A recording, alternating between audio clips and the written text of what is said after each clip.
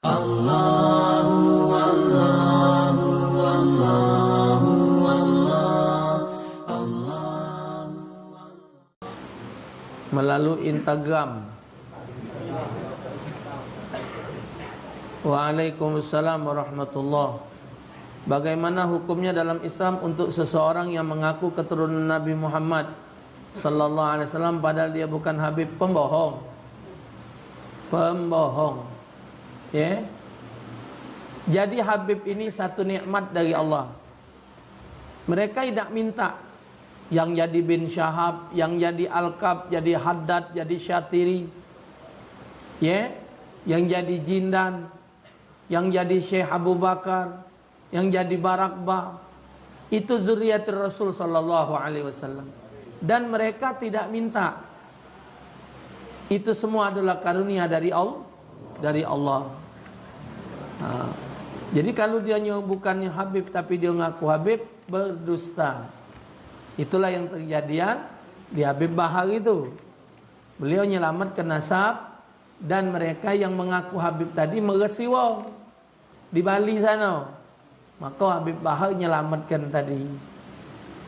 Ngaku pula dulu Habib Bahar. Kan jadi fitnah. Coba kalau tentera, bukan tentera, ngaku tentera.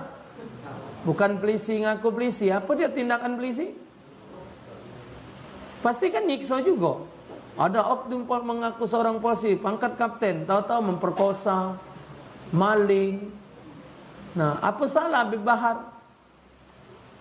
Itu maka tu nak benar-benar memahami keadaan. Cuman Allah yang baca, yang tahu yang sebenarnya. Ustaz, bagaimana cara kita menyampaikan menasihat orang tua yang percaya kepada dukun? Ya, mesti diterangkan secara ilmu tauhid. Ya, dinjuk pemahaman dikit-dikit. Tambah lagi, wong pergi ke dukun itu minta panglaris. Dukun tu dewek jualan tak laris-laris. Tak? Iya. Minta lakinya belum balik, pergi ke dukun biar lakinya balik. Laki dukun ni lah 3 bulan dah balik-balik. Buyan kau.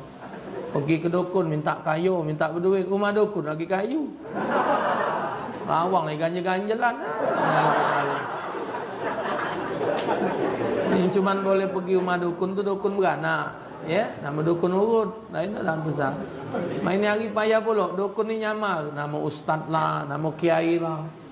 Ustaz ini ahli masang susu. Allah. Ustaz, apakah benar ada orang mampu mengobati orang lain dengan mendapatkan bisikan-bisikan gaib? Anda tidak belajar. Allah alam. Saya sudah menikah sekitar 1 tahun yang lalu dan sudah dikaruniai anak. Ketika pertengahan 2 bulan kami menikah, saya dinyatakan hamil 3 bulan tanpa sepengetahuan kami. Mak man, bunting nak tahu ini.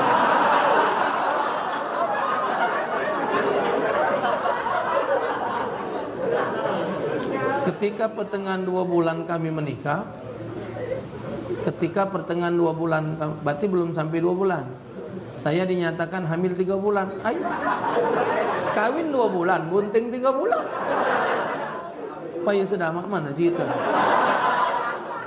Dan 1 minggu yang lalu suami saya masuk rumah sakit.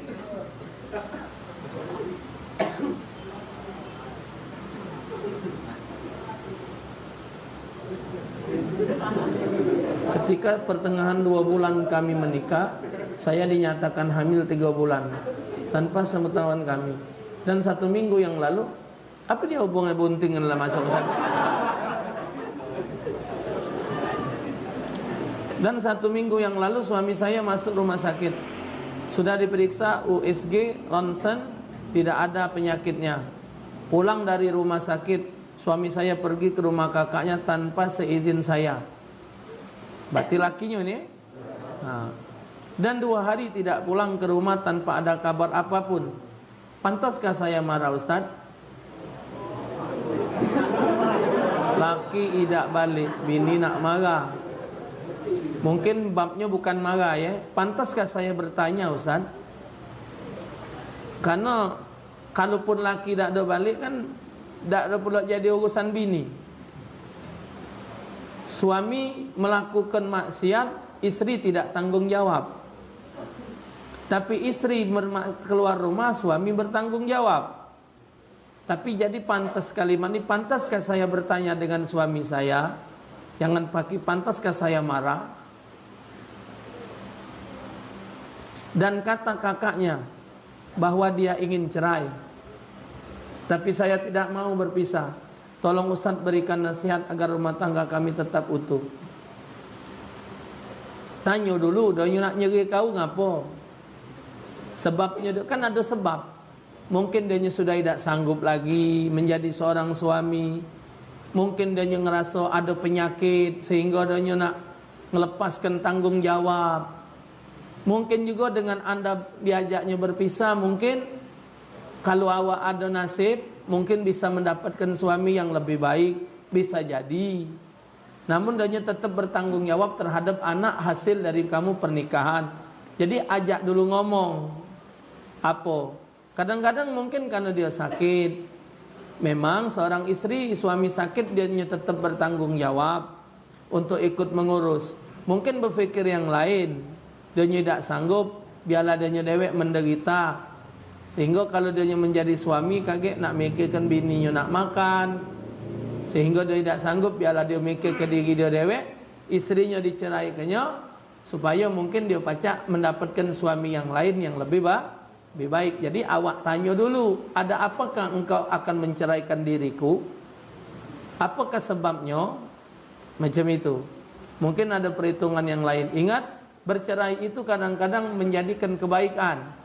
Ada orang sudah nikah 10 tahun tidak punya anak, mereka bercerai. Dengan izin Allah, yang betinonya belaki, lanangnya berbini, dua-duanya dapat anak kalau. Jadi mereka nikah tidak dapat anak, tapi mereka setelah bercerai masing-masing nikah dapat. Artinya kan satu hal yang jadi dijingok dulu, apa sebab perceraian itu? Rasulullah sendiri bercerai dengan istri beliau. Ada terjadi perceraian Rasulullah dengan istrinya? Ada. Macam itu, ya.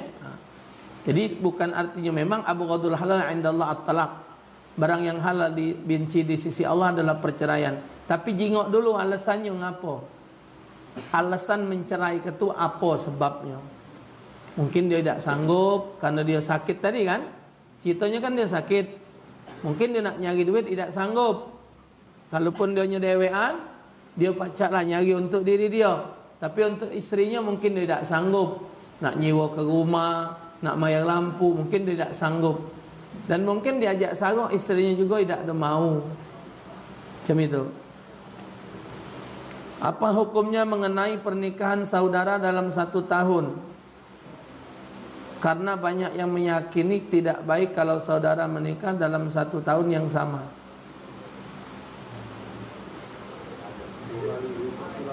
Setahun 2 beradik. Sehari bareng 6 lagi boleh? Jangankan setahun bareng 2, sehari wong 6 lagi boleh? Atau maknya janda belaki, bapaknya duda berbini, anaknya berkahwin galau, dah apa? Ngecik modal dah apa? Ngecik modal dah apa? Kata ini ni mungkin wong yang ngomong macam ini ni kata duit, nak undang banyak. Tak ada kata cerita memang ada di kita di Palembang ni. Tak boleh ngantenkan setahun 2 kali. Kawin ke lah anak tu jikok bagang semalam. Susun ke di pojok kursi. Nah. Siapa be bunting dulu anu orang tanya. Di daerah saya ada tanah wakaf untuk TPU. Namun sekarang dibuat peraturan bagi masyarakat yang tinggal di daerah saya, tapi bukan merupakan warga asli. Jika ingin menguburkan jenazah di TPU tersebut, wajib bayar uang 3 juta. Bagaimana hukumnya?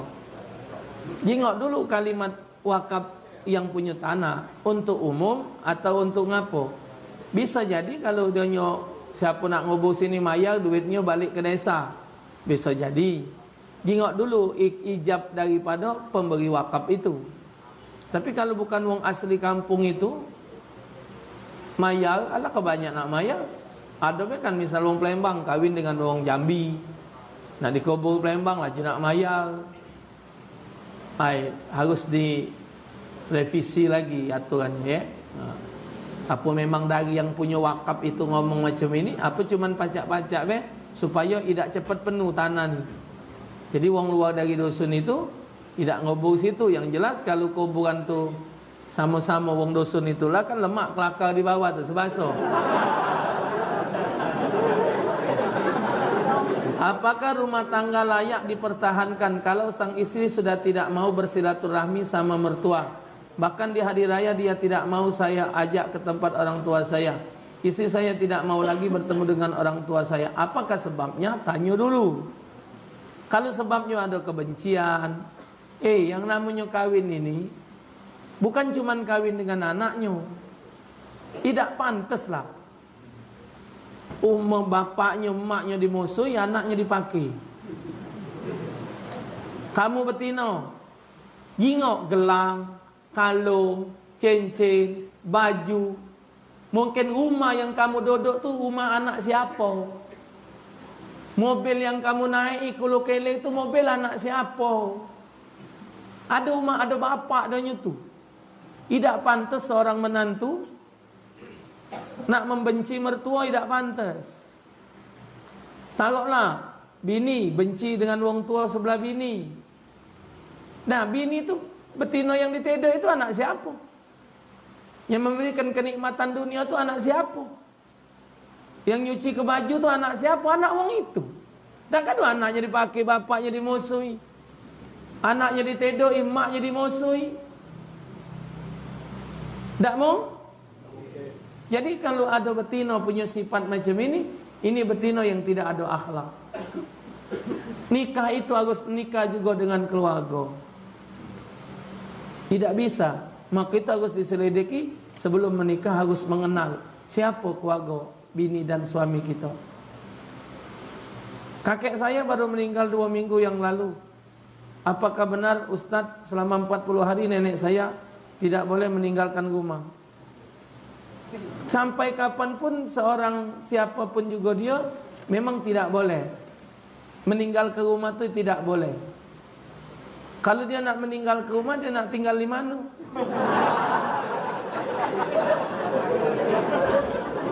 Dia nak balik ke mana? Ya Allah, nyai ini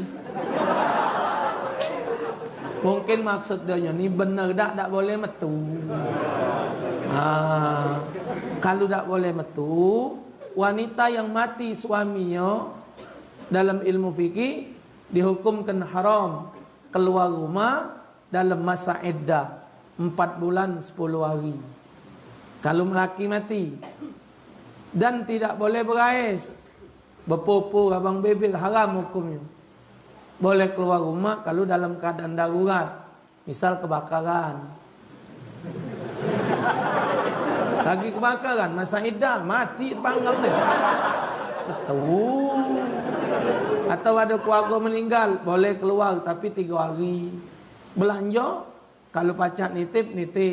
Maka itu dalam masyarakat harus ada satu kelompok ibu-ibu khusus untuk membantu wanita dalam masa iddah. Jadi kalau nak ke pasar, hampiri dulu rumahnya. Cek nak beli apa? Cek nak nitip apa? Supaya dia tidak keluar rumah.